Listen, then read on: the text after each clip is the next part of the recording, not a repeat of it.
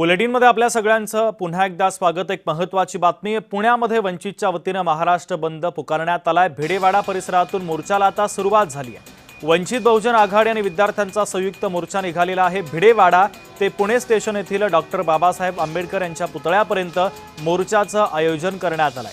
Cockroach जनता पार्टीला पाठिंबा देण्यासाठी वंचितच्या वतीने हा मोर्चा काढण्यात आलेला आहे। पुण्यातील मोर्चाची दृश्य आपण पाहतोय।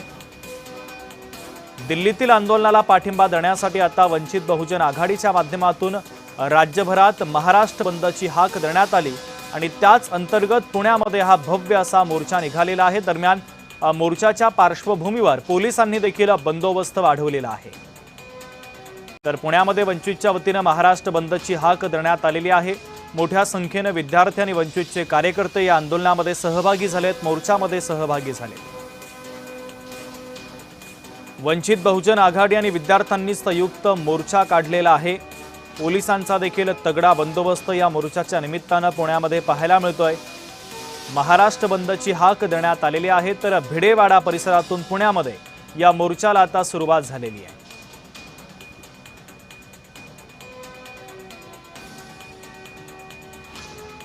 तर थेट जाऊयात, पुण्यामध्ये आदित्य भवर आमचे प्रतिनिधी जोडले जात आहेत या मोर्चाच्या संदर्भातले अधिकचे अपडेट देण्यासाठी।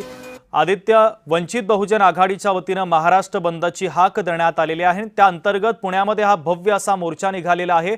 मोठ्या संख्येने वंचित बहुजन आघाडीचे कार्यकर्ते आणि काही विद्यार्थी सुद्धा या आंदोलनामध्ये सहभागी झालेले आहेत, मोर्चामध्ये सहभागी झालेले आहेत। सध्याचे मोर्चाचे अपडेट नेमके काय आहे, कुठपर्यंत हा मोर्चा सध्या पोहोचलेला आहे?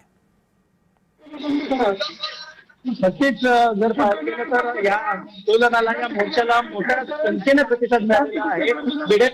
भिडे वाड्यावरनं हे आंदोलक निघाले होते। हे आता पुण्यातल्या जिल्हाधिकारी आंबेडकर पुतळ्याच्या इथे दाखल होणार आहे।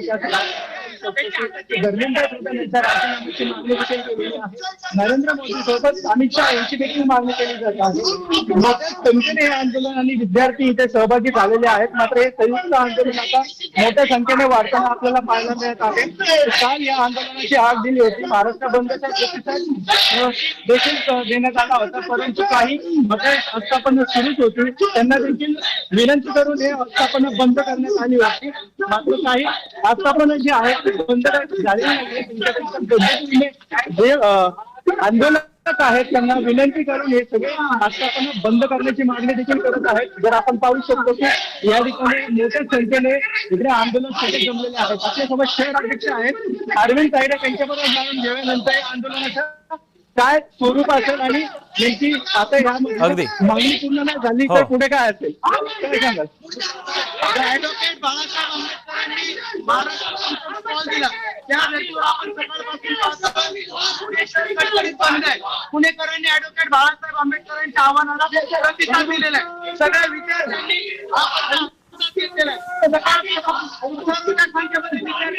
हा बंद हातात घेतलाय।